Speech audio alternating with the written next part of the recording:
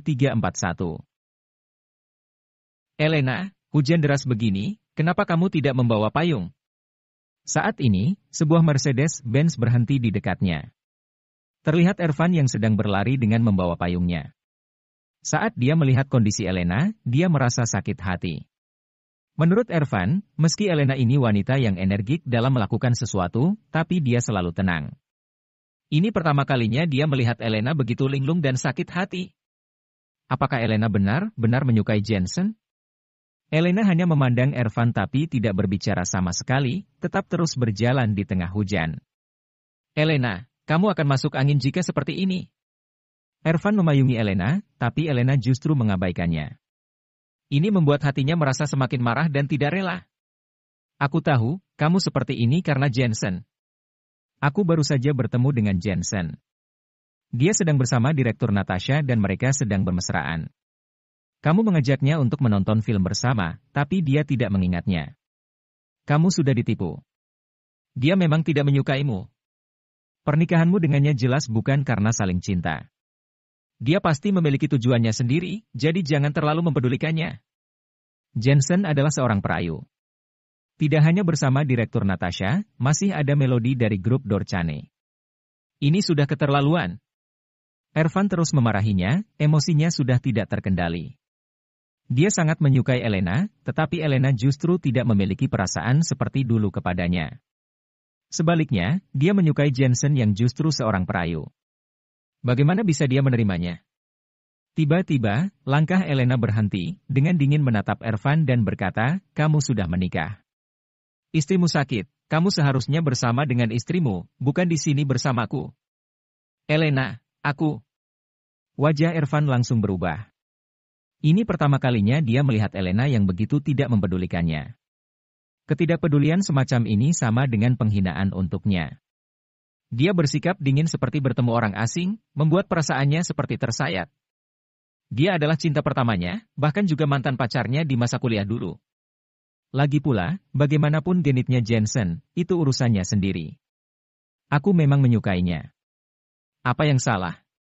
Suara Elena sangat tajam, seperti menusuk hati Ervan. Aku awalnya menganggap kencan ini sebagai awal yang baru bagi kami, karena aku tahu bahwa Jensen telah melakukan banyak hal untukku, melindungiku diam-diam, dan juga menjagaku. Tapi sekarang aku tahu bahwa aku hanya seorang wanita yang egois, jadi aku tidak ingin memberinya lebih banyak masalah lagi. Sama seperti menonton film ini, jika kita melewatkannya, sama saja dengan takdir kita yang sudah berakhir. Elena mengatakannya sambil mengertakkan giginya. Memang sudah waktunya untuk berakhir, Jensen memang bajingan. Saat Ervan mendengar bahwa semuanya telah berakhir, momen yang tidak menyenangkan tadi seperti langsung tersapu oleh angin. Dalam benaknya muncul kegembiraan yang sungguh tak terlukiskan. Ervan, bisakah kamu menolongku melakukan satu hal? Tanya Elena tiba-tiba. Bisa, aku bisa melakukannya, tidak peduli apapun itu. Ervan mengangguk dengan penuh semangat, mengetahui bahwa saat seorang gadis sedang di masa yang paling rentan, itu merupakan kesempatan untuk mendapatkan hatinya. Elena tidak berbicara lagi, langsung mengepalkan tangannya dan menonjok perut Ervan. Dia dipukul sampai seperti udang yang membungkuk, kaki rampingnya menyapu Ervan hingga langsung terjatuh ke tanah, giginya copot, kepalanya terus berdengung. Apakah Elena meminta pertolongan kepadanya untuk menjadi pelampiasan emosinya? Pak. Tepat di tepi jalan, Elena melampiaskan semuanya ke Ervan, menyebabkan orang yang lewat menjadi ketakutan, tetapi mereka tidak berani untuk ikut campur. Setelah beberapa lama, Elena akhirnya berhenti dan memandang Ervan yang sudah terkapar di tanah, bukan hakmu untuk berkomentar mengenai Jensen. Selain itu, kamu tidak akan pernah bisa dibandingkan dengan Jensen dengan semua hal kotor yang telah kamu lakukan. Terakhir, aku harus berterima kasih padamu. Aku merasa lebih baik setelah melampiaskannya seperti ini. Setelah mengatakannya, Elena berbalik dan pergi. Ervan dipukuli sampai lebam, sekujur tubuhnya terasa sangat sakit, tapi hatinya merasa lebih sakit lagi. Awalnya, dia berpikir bahwa setelah Elena memutuskan untuk berpisah dengan Jensen, ini adalah kesempatannya. Namun, siapa yang menyangka, bahkan tanpa Jensen pun, Elena tidak akan pernah bersama dengannya. Luapan emosi ini mewakili keadaan hati Elena. Jan CNN. Ervan menghantam tanah dengan emosi, tetesan air terciprat tiada hentinya. Hujan masih turun dengan cukup deras, bioskop sudah ditutup, dan hanya ada beberapa orang yang masih berlalu lalang di dekatnya. Saat ini, sebuah Lamborghini berhenti di depan bioskop, kemudian muncul seorang pemuda yang berlari keluar dengan terburu-buru. Dia mengenakan setelan biru dan putih, memegang bunga, dan melihat sekelilingnya dengan cemas. Namun, tidak ada seorang pun. Elena. Jensen sangat cemas. Dia tahu Elena pasti sangat sedih. Karena dia sama seperti Elena, menganggap kencan ini sebagai sesuatu yang penting, dan juga menganggapnya sebagai sebuah janji. Namun, dia sudah mengecewakan Elena. Telepon. Jensen buru-buru meneleponnya, tapi nomornya sedang sibuk. Elena, maafkan aku, ini sungguh salahku, tapi aku juga punya alasan, aku dijebak oleh orang lain, percayalah. Elena, aku menunggumu di pintu bioskop, bisakah kamu datang? Elena, aku menyukaimu. Jensen terus mengirim pesan, tapi Elena tetap tidak membalasnya. Kring, kring. Saat ini, telepon tiba-tiba berdering. Jensen mengira itu telepon dari Elena. Namun, saat dia mengangkat telepon itu, ternyata telepon dari Diana. Kakak ipar, apa maksudmu? Kakakku terlihat sangat muram saat pulang. Apa kamu tidak menemaninya ke menonton film? Aku tertunda karena beberapa masalah, tapi aku sekarang sudah ada di pintu bioskop. Kamu pikir jam berapa sekarang? Filmnya sudah berakhir. Haduh, Kak, kali ini aku tidak akan membantumu. Lagi pula, kakakku sudah merendahkan dirinya dan berinisiatif untuk mengajakmu kencan. Namun hasilnya, kamu malah terlambat. Jangankan kakakku, aku pun tidak suka pria yang terlambat. Jensen menjawab dengan rasa bersalah sambil tersenyum, ini adalah sebuah hal yang tidak terduga, Diana. Bisakah kamu membujuk kakakmu untuk mengangkat teleponku? Aku sudah meneleponnya, tapi dia sama sekali tidak menjawabnya. Aduh, lebih baik tunggu saja sampai kakakku merasa lebih baik. Menurutku, dia bukannya marah padamu, dia hanya merasa sakit hati. Diana menghela napas, kemudian menutup teleponnya. Jensen hanya bisa menghela napas panjang. Jika dia tidak tahu Elena yang membersihkan namanya di internet selama beberapa hari ini. Namun, Elena yang terlihat bersikap dingin tapi berhati hangat bahkan mengundangnya untuk menonton film. Jika Jensen terlambat di kencan ini, maka hatinya tentu akan penuh dengan rasa bersalah. Dia hanya terduduk di bawah sinar rembulan, kemudian sebuah mobil polisi muncul saat hari sudah subuh. Beberapa polisi lalu lintas turun dari mobil itu, melihat ke arah Lamborghini, kemudian bertanya kepada Jensen, apakah mobil ini milikmu? Jensen hanya mengangguk. Mobil ini menerobos 22 lampu merah tadi malam dan menyebabkan kemacetan lalu lintas. Jika ini mobilmu, maka kamu sedang dalam masalah besar. Bersiaplah untuk denda yang berat. Apakah kamu mabuk? Polisi lalu lintas itu melihat Jensen dari atas sampai bawah, kemudian menyadari bahwa Jensen telah kehujanan sepanjang malam dan kini basah kuyup dengan seikat bunga yang juga basah di tangannya. Dia membatin bahwa pria ini sudah gila karena perempuan. Mereka menguji kadar alkohol di tubuh Jensen. Ternyata memang Jensen tidak mabuk. Kemudian, mereka membawa Jensen ke mobil polisi untuk dibawa ke pos polisi lalu lintas. Saat tiba di pos polisi lalu lintas, ada polisi lalu lintas yang sedang menonton video, kemudian menulis surat tilang dan berkata dengan nada dingin, hanya dalam satu malam menerobos lebih dari 20 lampu merah. Kamu pikir ini jalan nenek moyangmu apa? SIM MU aku ambil dan akan aku tahan lebih dari 15 hari. Episode 342. Jensen mengangguk tanpa ekspresi. Melihat Jensen yang tampak linglung, semua orang menjadi sangat marah dan merasa bahwa pemuda itu tidak jera sama sekali. Kemudian dengan tiba-tiba, salah satu polisi mengambil KTP Jensen dan melihatnya, dia hanya bisa berseru terkejut, apakah kamu Dr. Jensen dari Aula Singlin? Apakah kamu bercanda? Sebagai seorang dokter, kamu tahu hukum yang berlaku dan justru melanggarnya. Apalagi, kamu juga seorang dokter terkenal di Asmenia. Setelah mengetahui identitas Jensen, semua orang merasa semakin kecewa. Namun pada saat ini, seseorang masuk dan membisikkan beberapa patah kata kepada kepala polisi. Lalu, semua orang langsung pergi dan muncul seorang lelaki tua yang masuk. Penatua Jack?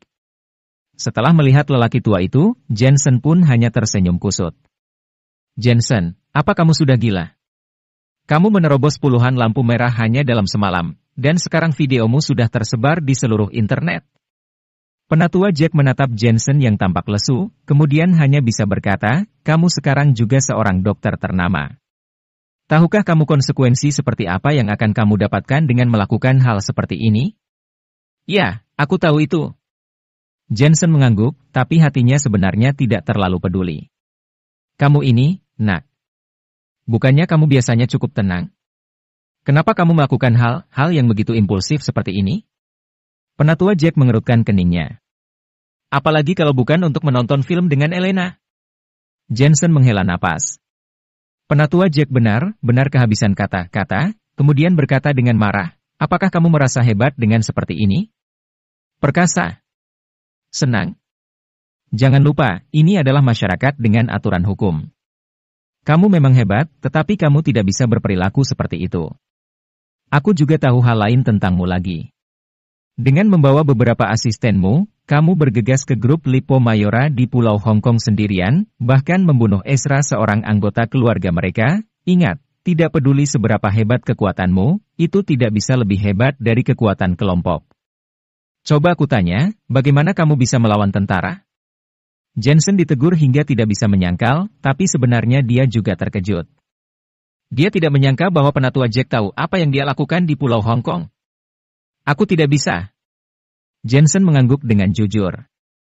Yang dia hadapi di Pulau Hong Kong saat itu adalah para gangster. Jika dia menghadapi ratusan tentara bersenjata, tentu dia yang akan kalah, bahkan jika seni bela dirinya lebih tinggi daripada saat ini. Aku pikir kamu masih akan mengatakan bisa.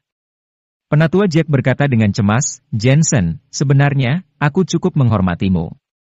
Kamu adalah orang yang tenang dan adil, juga memiliki keterampilan medis dan seni bela diri yang hebat. Kamu seharusnya mengabdi ke negaramu, tetapi kamu justru menyia-nyiakan ini hanya untuk seorang wanita. Jika bukan aku yang mengingatkanmu tentang ini, orang-orang di atasmu cepat atau lambat akan mengalahkanmu. Jensen langsung mengangkat kepalanya dan berkata, merekalah yang lebih dulu ingin membunuh Elena. Yang terjadi kemarin juga terjadi karena ada orang lain yang menjebakku. Aku harus menerobos lampu merah karena tidak ada cara lain. Tidak ada cara lain? Penatua Jack tercekat, kemudian tersenyum, Elena memang istrimu, tapi kamu tidak bisa melanggar hukum dan bersikap sesuka hati karenanya. Bukan aku yang melanggar hukum, tapi mereka. Ezra meminta seseorang untuk membunuh Elena. Siapa yang membantuku saat itu? Grup Custer menyewa tentara bayaran untuk mengepungku kemarin. Siapa yang membantuku? Tidak ada. Jensen terus bersikeras memandang Pak Penatua Jack, Elena adalah istriku. Dia juga wanita kesayanganku. Tidak ada seorang pun yang bisa menyakitinya. Kalau tidak, mereka akan membayar atas semua yang mereka lakukan. Penatua Jack hanya bisa tercengang menatap Jensen, kemudian menyadari bahwa Jensen tidak sedang bercanda sama sekali. Pria ini, sungguh lebih mengejar cinta dibanding apapun. Dia mondar-mandir dalam amarah, tapi dia kehabisan kata-kata. Akhirnya, dia hanya bisa menghela napas dan berkata, ya sudah, aku juga tidak bisa berkata apapun tentang masalah kalian berdua. Namun, aku berharap, kamu ingat jika mau melakukan sesuatu lain kali, lebih baik pertimbangkan dulu konsekuensinya. Jangan berpikir bahwa kamu sekarang adalah seorang dokter terkenal dan memiliki kemampuan seni bela diri yang lebih tinggi, sehingga kamu dapat melakukan apapun yang kamu mau. Ada banyak orang berbakat di Huaxia, tetapi sedikit orang adil sepertimu. Apalagi, kamu ingin bersama dengan Elena, kan? Dengan kekuatanmu saat ini, kamu sama sekali tidak bisa melindungi Elena. Semua ini hanya karena mereka belum muncul, tapi sebenarnya mereka sudah memperhatikan Elena. Mendengar perkataannya, ekspresi Jensen langsung berubah. Dia tiba-tiba teringat tentang latar belakang Elena. Apakah keluarga Elena? Penatua Jack mendengus dengan dingin, kamu tidak perlu mencari tahu dariku.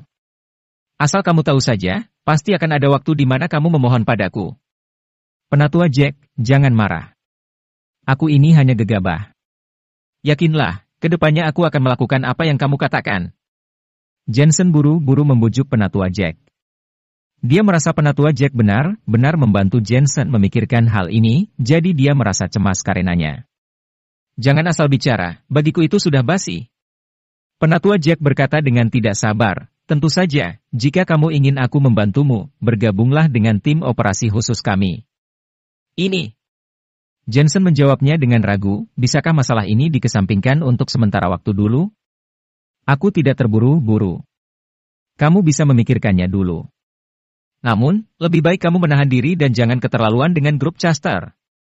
Melihat sikap Jensen yang sudah tidak begitu keras kepala, amarah penatua Jack juga berkurang. Jensen, aku tahu kemampuanmu.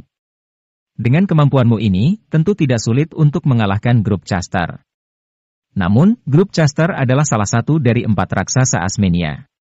Jika raksasa ini runtuh, seluruh struktur Asmenia juga akan terpengaruh. Baik, aku mengerti. Aku akan dengan hal ini, jadi dia merasa cemas karenanya. Jangan asal bicara, bagiku itu sudah basi. Penatua Jack berkata dengan tidak sabar, tentu saja, jika kamu ingin aku membantumu, bergabunglah dengan tim operasi khusus kami. Ini. Jensen menjawabnya dengan ragu, bisakah masalah ini dikesampingkan untuk sementara waktu dulu? Aku tidak terburu-buru. Kamu bisa memikirkannya dulu. Namun, lebih baik kamu menahan diri dan jangan keterlaluan dengan grup Chester. Melihat sikap Jensen yang sudah tidak begitu keras kepala, amarah penatua Jack juga berkurang. Jensen, aku tahu kemampuanmu. Dengan kemampuanmu ini, tentu tidak sulit untuk mengalahkan grup Chester. Namun, grup Chester adalah salah satu dari 4 raksasa Asmenia. Jika raksasa ini runtuh, seluruh struktur Asmenia juga akan terpengaruh. Baik, aku mengerti. Aku akan pergi duluan karena masih ada urusan. Pelanggaran peraturan lalu lintasmu ini, aku akan membantu membersihkannya. Namun, tolong jangan terlalu gegabah lain kali. Setelah penatua Jack mengatakannya, dia berbalik dan pergi, meninggalkan Jensen dengan senyum masamnya. Penatua Jack, bagaimana?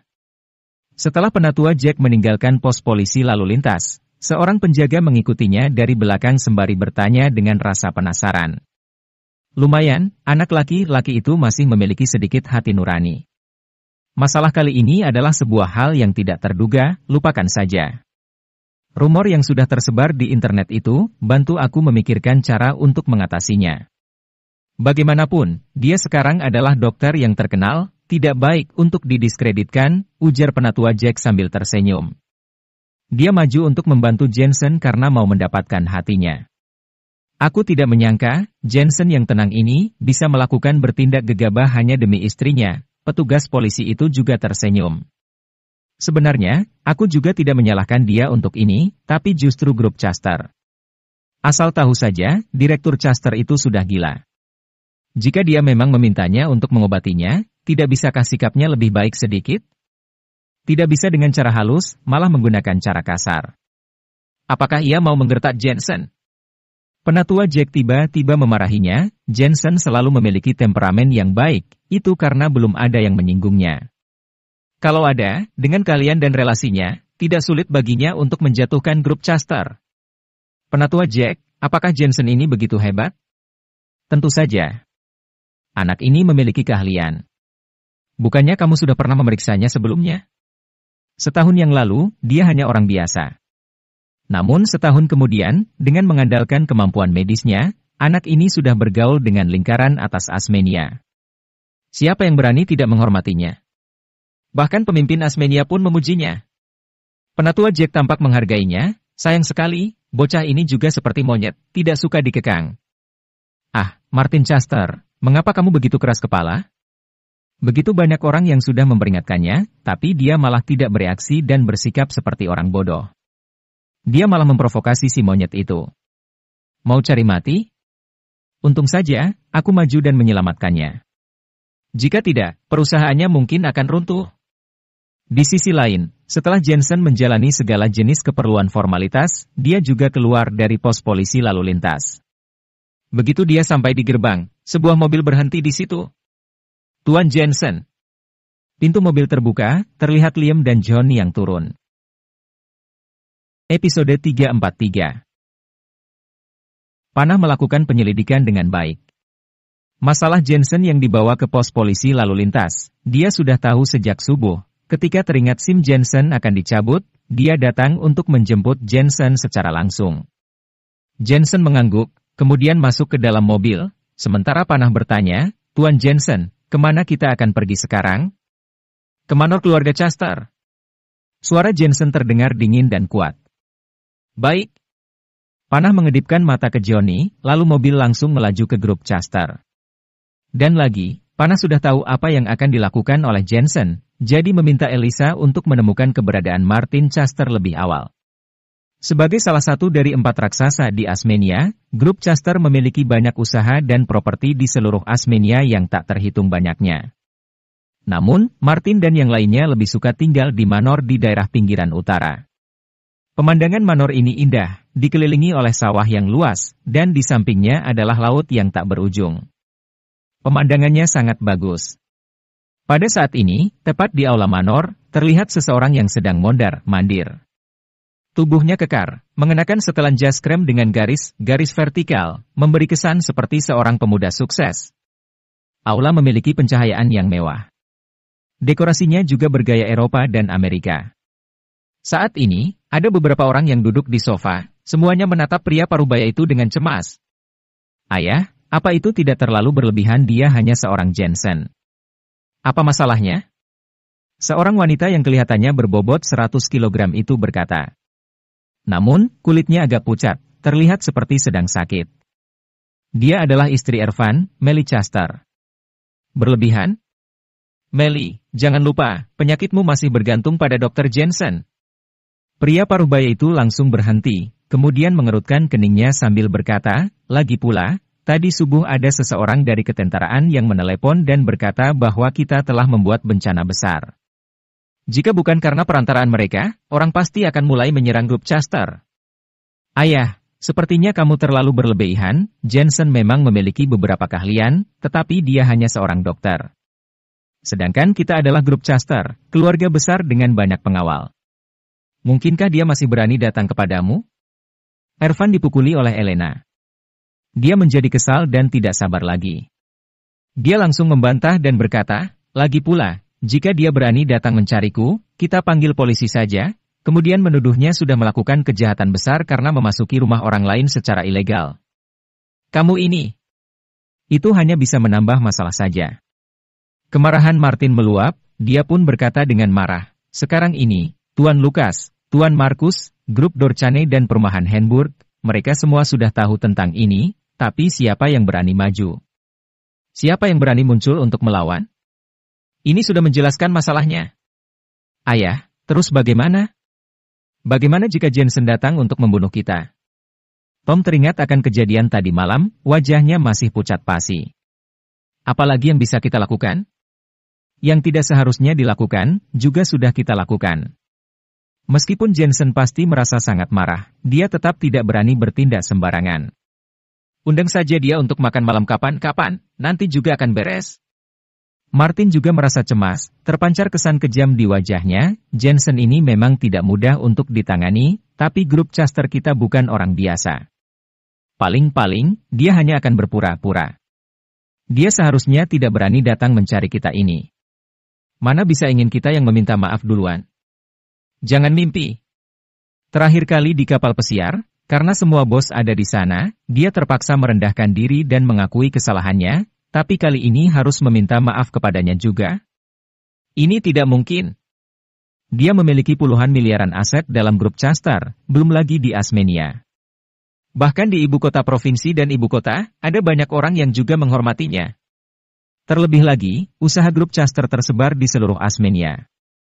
Jika grup Chester kacau balau, seluruh harga rumah dan hal-hal lainnya di Asmenia juga pasti akan terpengaruh. Jadi, orang-orang di atas sana tidak akan membiarkan hal ini terjadi. "Tuan, kabar buruk, Jensen ada di sini, dia berkata ingin bertemu denganmu." Saat ini, seorang pengurus rumah tangga bergegas masuk. Begitu kata-katanya terucap, aula itu langsung sunyi dalam sekejap. Tidak hanya Tom, semua orang juga merasa sangat tidak enak. "Jensen?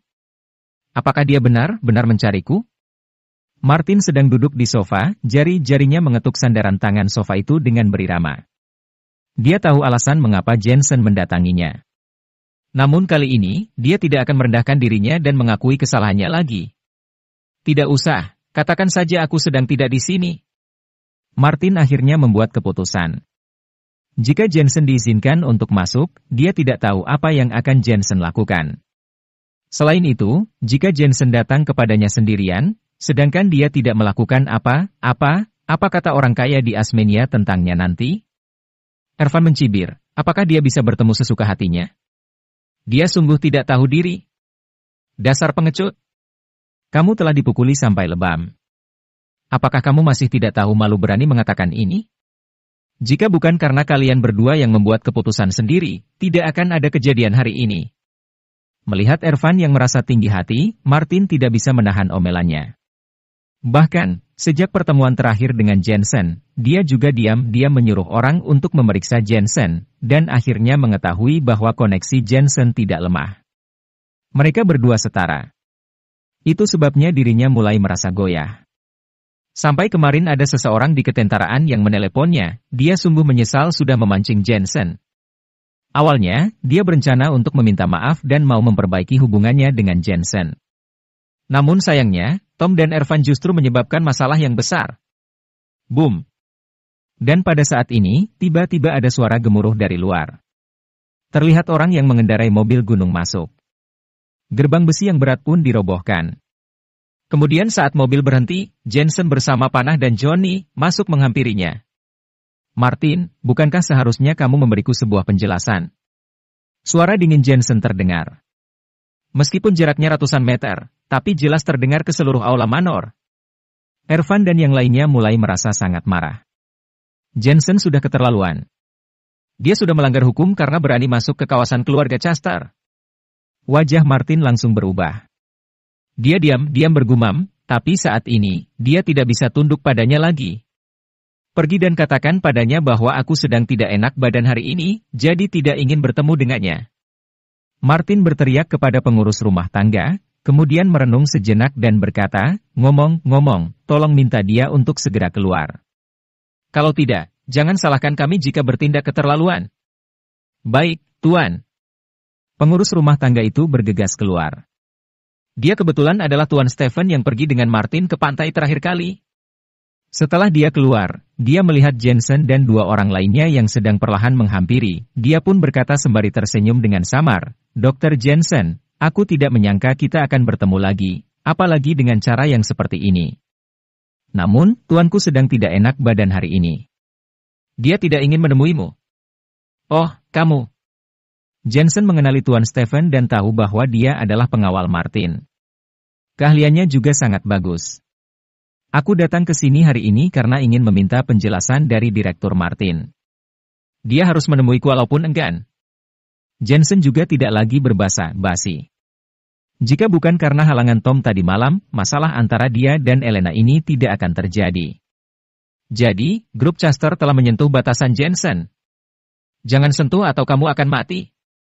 Meskipun ini di Huaxia dan bukan di Pulau Hong Kong, dia tetap harus berpikir dua kali saat melakukan sesuatu. Apalagi, Penatua Jack juga sudah meminta Jensen untuk tidak gegabah. Namun, menghargai bukan berarti tidak akan bertindak. Apalagi, jika tidak mengalahkan Direktur Martin, orang ini akan tetap membuat masalah. Beraninya kamu. Melihat Jensen yang begitu sombong, Tuan Stephen juga menjadi marah. Dia bergumam dalam hati, Dr. Jensen ini sudah gila. Mereka adalah raksasa Asmenia raksasa, bagaimana dia bisa datang dan pergi seenaknya? Episode 344. Aku ingat malam itu, saat kamu dan Tuan Martin datang mencariku dan mengatakan banyak hal kepadaku. Sebenarnya, aku hanyalah laut kecil, sedangkan Tuan Martin adalah laut luas yang sebenarnya. Saat itu aku sombong dan tidak menghiraukan keadaan. Dan lagi, kamu juga mengatakan kepadaku bahwa ambisiku lebih tinggi daripada langit, tetapi aku tidak sadar diri dengan kemampuanku, bukan? Jensen tiba-tiba memikirkan apa yang terjadi malam itu. Dia tersenyum dengan sinis, namun, aku hanya mengucapkan satu kalimat, yaitu jangan sombong di depan orang yang lebih tinggi darimu. Sekarang, apakah kamu masih berpikir begitu? Tuan Stephen meremehkannya, dasar konyol. Kamu ini hanya seorang dokter. Di depan Tuan Martin masih berani menyombongkan diri? Apa kamu sedang mencari mati? Lalu mengapa kamu tidak coba memikirkannya? Aku membawa 2 orang ke sini hari ini, siapa bos di Asmenia yang berani melawan? 4 raksasa, Lukas, mana berani ikut campur tangan dalam masalah ini? Jensen berkata dengan nada dingin. Selain itu, jika aku memang hanya tidak tahu diri, mengapa tuan besarmu itu tidak berani menemuiku dan malah memintaku untuk pergi? Kamu, jangan berkata omong kosong. Tuan Stephen gegabah untuk sesaat. Dia berpikir dengan hati-hati dan merasa ada yang tidak beres, karena jika orang seperti Jensen yang datang untuk membuat masalah, ini bisa diselesaikan dengan memanggil polisi. Namun, tuannya tidak mengizinkannya memanggil polisi. Atau jangan-jangan, ada yang ditakuti oleh tuannya? Jensen melanjutkan, apakah kamu terkejut? Aku kasih tahu kamu, di Asmenia ini, tuanmu bukanlah satu-satunya yang berkuasa. Aku, Jensen, bisa mengacaukan Asmenia hanya dengan menggerakkan kakiku saja. Tuan Stephen sudah sulit untuk tetap tenang. Dia tidak pernah menyangka Dr. Jensen sekuat ini, latar belakangnya sangat mengerikan, tapi dia tetap bersikeras berkata, Dr. Jensen, kamu benar, namun, kamu tetap tidak bisa menemui tuanku. Keluar! Tuan Stephen melambaikan tangannya, kemudian sejumlah pengawal bergegas keluar, totalnya sekitar 50 orang. Mereka terlihat kekar, diperkirakan 50 orang biasa juga tidak dapat menghentikan mereka. Apakah menurutmu orang-orang ini bisa menghentikanku? Jensen melambai ke arah Panah dan Johnny. Mereka berdua langsung menghabisi mereka. Keterampilan keduanya sangat bagus. Tidak ada satupun dari 50 orang ahli itu yang tertinggal. Tuan Stephen menyaksikan perkelahian Panah dan Johnny, kemudian wajahnya langsung berubah drastis. Dia tidak menyangka Dr. Jensen ini memiliki pengawal yang begitu kuat. Tiba-tiba, dia tertawa, Dr. Jensen, aku mengaku sudah meremehkanmu, tetapi apakah kamu pikir bahwa kamu bisa masuk ke Manor Chester hanya dengan bantuan 2 orang ini? Kenapa menurutmu aku tidak bisa? Jensen tersenyum menggodanya. Pengawalmu memang sangat kuat, tapi bagaimanapun juga, mereka adalah kita punya senjata. Tuan Stephen berkata dengan percaya diri, hentikan langkahmu. Kalau tidak, kamu akan menyesalinya seumur hidupmu. Dor. Sebelum Jensen mulai melangkah, sebutir peluru datang dan melubangi lantai di depannya. Ini adalah ancaman. Selanjutnya, itu akan tepat sasaran. Tuan Stephen berkata lagi bahwa mereka ini adalah penembak jitu yang disembunyikan oleh grup Chester. Bagaimanapun, kekayaan bersih Tuan Martin bernilai miliaran, maka nyawanya sudah pasti sangat penting. Jensen tidak mempedulikannya, dia memasukkan tangannya ke dalam saku, kemudian lanjut berjalan. Dasar gila. Tuan Stephen tidak menyangka Jensen akan cari mati. Dia langsung memberikan sinyal rahasia untuk membiarkan penembak jitu itu menembak kaki Jensen. Namun, setelah beberapa menit berlalu, penembak jitu tersembunyi itu tidak menembak dengan tepat. Apa yang sedang terjadi? Tuan Stephen merasa geram. Martin dan yang lainnya di dalam ruangan juga terkejut, tidak mengerti apa yang sedang terjadi. Tidak perlu menyuruhnya lagi. Penembak jitumu itu telah dihabisi oleh orang-orangku. Suara Jensen terdengar mengerikan. Saat ini di atas pohon besar di luar manor, Johnny tengkurap di sana sambil memegang senapan sniper, kemudian sudut mulutnya mencibir. Sial, sejak aku pensiun dari tentara, aku belum pernah bermain dengan pistol lagi untuk waktu yang lama. Ini sungguh menyenangkan. Johnny adalah bagian dari tim operasi khusus. Kekuatannya seorang diri pun tidak lemah. Semua jenis senjata dia kuasai. Kamu juga punya penembak jitu. Tuan Stephen, Martin dan yang lainnya mendengar suara berdengung di benak mereka, terutama Tuan Stephen. Dia tidak bisa pernah menyangka bahwa Jensen begitu ahli. Dia bahkan memiliki pengawal yang kuat dan orang-orang bersenjata yang diam-diam melindunginya. Apakah dia ini benar hanya seorang dokter? Sudah cukup. Jangan berpikir bahwa setelah kamu menghabisi penembak jitu kami, kamu dapat mendekati aula. Selama ada aku di sini, kamu tidak akan pernah memiliki kesempatan itu. Bagi kami, para praktisi seni bela diri, kamu hanyalah seorang praktisi rendahan. Tuan Stephen tahu sekarang gilirannya untuk bergerak. Dengan kedua tangannya yang berada di belakangnya, dia mengeluarkan 2 pisau daun dan memegangnya melintang. Gerakannya sangat terampil. Jensen melihat pantulan cahaya dari pedangnya, dia hanya diam-diam mengangguk dan bertanya, mengapa menurutmu aku seorang praktisi rendahan? Dia juga merasa lucu, entah itu Martin atau Tuan Stephen, mereka selalu merendahkan orang lain, seolah-olah mereka yang paling mengenal dunia ini. Aku tahu kamu tidak percaya padaku, tapi aku mengatakannya karena suatu alasan. Tuan Stephen berkata dengan suara samar, apakah kamu tahu Guru Van der Shan dari Asosiasi Seni Bela Diri Asmenia? Tahukah kamu seberapa banyak ahli seni bela diri yang ada di Asmenia? Misalnya, Marcel Cornor dari PT Glory. Ada juga Tuan Lukas Sitaibao, 13. Kamu ini tidak tahu apa-apa. Praktisi seni bela diri macam apa kamu ini?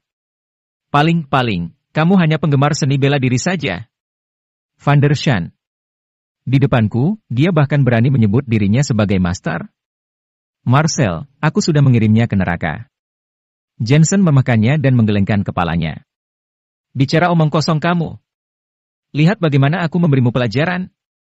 Tuan Stephen menjadi sangat marah.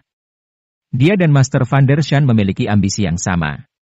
Sebagai teman dekatnya, dia tidak bisa mentolerir penghinaan terhadap Master Van der Shan. Tinju tangan dan kaki dari Tuan Stephen tidak ada keistimewaan khusus. Kekuatannya berasal dari teknik pedang keluarganya. Dengan teknik pedang ini, dia bisa seri dengan Master Van der Shan. Dia masuk dalam kategori master tingkat tinggi. Sebenarnya, teknik pedangnya memang luar biasa. Saat dia melambaikannya, pedangnya seperti menjadi busur, bisa menjangkau sampai radius 2 kaki. Dia mencibir, tidak peduli seberapa hebat keterampilan Dr. Jensen ini, dia tetap hanya bermain dengan tangan kosong, tidak bisa menjadi lawan pedangnya. Namun, latar belakang Dr. Jensen tidak lemah, dia tidak bisa semudah itu mengalahkannya. Jadi, cukup dengan putuskan jarinya saja. Pada saat ini, pandangan Jensen terganggu dengan banyak kilauan cahaya, seolah-olah seperti dipancarkan oleh pisaunya. Kemudian sampai pisau Tuan Stephen itu sudah mendekat, tatapannya perlahan-lahan menegang, satu tangan terulur dan menjepit jari telunjuknya. Ekspresi Tuan Stephen yang mengejek pun membeku. Pisau itu memotong ke arah Jensen, tapi ternyata pisau itu malah tertangkap oleh jarinya yang kokoh. Ini membuatnya tercengang. Untuk pertama kalinya dia melihat metode yang mengerikan ini. Penglihatan dan kekuatan jari macam apa yang dibutuhkan untuk bisa menjepit pisau yang dilambaikannya itu?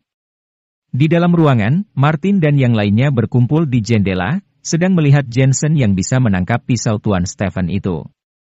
Mereka semua menjadi pucat pasi karena ketakutan. Tidak mungkin. Tuan Stephen berteriak, mencoba memutar pisaunya untuk memotong jari Jensen, tapi jari Jensen masih seperti penjepit besi, membuatnya tidak bisa bergerak.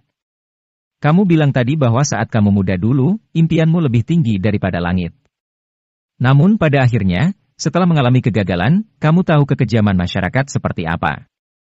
Pada akhirnya, Tuan Martin memberitahumu bahwa tidak ada gunanya menggunakan kekuatan pribadi. Namun, aku katakan padamu saat ini hanya karena seni bela dirimu belum cukup baik. Jensen menunjuk ke pisaunya, dengan tenang mengatakannya, kemudian menyalurkan Profound Ki-nya. Pow! Pisau itu hancur dan serpihannya pun jatuh ke seluruh permukaan lantai. Episode 345. Tuan Stephen langsung terkejut. Menghancurkan pisau logam dengan tangan kosong? Orang macam apa ini? Kamu hanyalah orang dungu. Jensen menggunakan trik Tai Chi. Bahunya langsung mengenai dada Tuan Stephen. Terlihat Tuan Stephen yang melangkah mundur, merasa seperti tertabrak mobil, dia sendiri bahkan sangat terkejut. Tidak hanya terkejut karena kekuatan Jensen, tapi juga merasa malu. Ternyata dia benar-benar orang dungu. Dia selalu merendahkan Jensen dengan penglihatannya yang sempit. Pak! Jensen menghantamnya lagi, tapi Tuan Stephen sudah tidak bisa menangkisnya. Setelah Jensen memukul untuk ketiga kalinya, Tuan Stephen akhirnya muntah darah dan terlempar jatuh di lantai, menabrak pintu aula. Kemudian, dia terseret di lantai manor sampai ke kaki Martin. Saat Martin dan yang lainnya melihat Tuan Stephen, tubuh mereka terus gemetaran. Kekuatan Tuan Stephen ini tergolong dalam 10 kekuatan terbesar di Asmenia. Dia juga pernah membantu Martin melakukan beberapa pembunuhan rahasia. Tanpa diduga hari ini, dia dipukuli oleh seorang pemuda dan tidak dapat melawannya. Tuan Martin, apa kabar? Pada saat ini, suara lembut terdengar. Masih jauh di sana, tetapi sudah membuat semua orang ketakutan hingga gemetaran. Karena ini Jensen. Segera masuk ke ruang rahasia. Martin berteriak, menyuruh Tom dan yang lainnya untuk segera melarikan diri. Dia mengeluarkan pistol dari saku jasnya, menodongkannya ke arah Jensen dan berkata, "Jensen, apa sebenarnya yang ingin kamu lakukan?" "Tuan Martin, ini kedua kalinya kamu menodongkan pistol ke arahku. Aku sudah pernah mengatakannya bahwa aku tidak suka ditodong." Jensen berjalan perlahan dengan tangannya di dalam saku celana. "Kamu, berhenti." Martin adalah seorang pensiunan dari ketentaraan.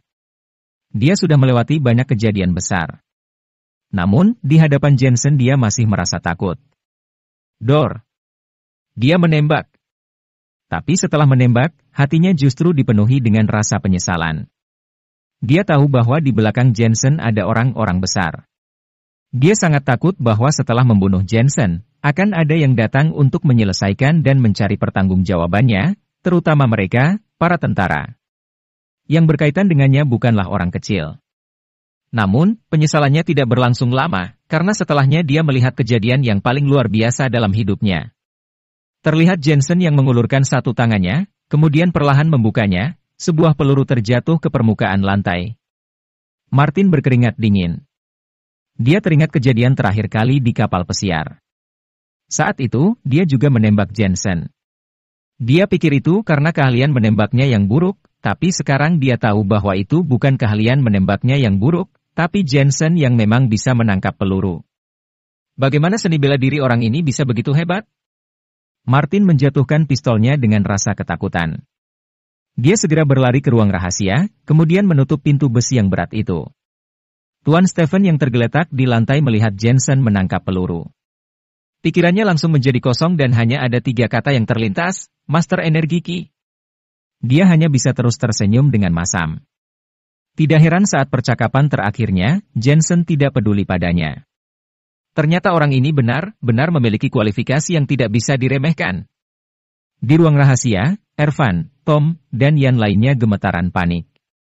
Mereka selalu mengira telah mengenal kemampuan Jensen, tetapi sekarang mereka baru tahu bahwa apa yang mereka tahu hanya pucuknya saja. Jensen yang sekarang adalah Jensen yang sebenarnya. Bukankah dia hanya menantu yang menumpang hidup pada istrinya? Kenapa dia bisa begitu kuat? Jika sebelumnya Ervan cukup percaya diri, sekarang kepercayaan dirinya telah dibungkam oleh Jensen. Tak heran mengapa Elena tidak memilihnya. Ternyata dia benar-benar bukan tandingan Jensen. Tom bertanya dengan gelisah, "Ayah, apa yang harus kita lakukan sekarang?" "Ayo segera panggil polisi."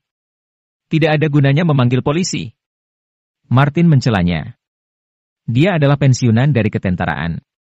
Dia tahu bahwa ada beberapa ahli di dunia dapat melawan banyak orang sendirian. Kecuali jika dia bertemu tentara dengan jumlah besar, dia tidak akan gentar. Dan lagi, Panglima Tentara Huasia dan Dewa Perang juga memiliki kemampuan seperti ini. Dia buru-buru menelepon, halo Roy, ini Martin. Apakah Penatua Jack ada di sana? Aku sedang dalam masalah di sini. Aku ingin memohon Penatua Jack membantuku. Penatua Jack sudah istirahat.